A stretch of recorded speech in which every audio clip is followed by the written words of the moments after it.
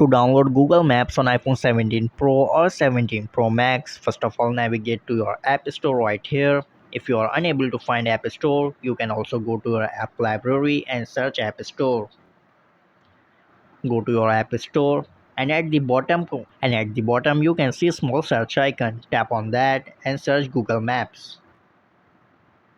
Tap on this search icon and right here you can see Google Maps. Just tap on that and tap on this get icon.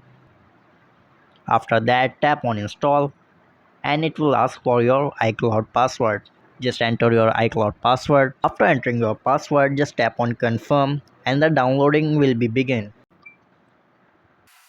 Right now you can see the downloading has been started. Just wait for a few moments.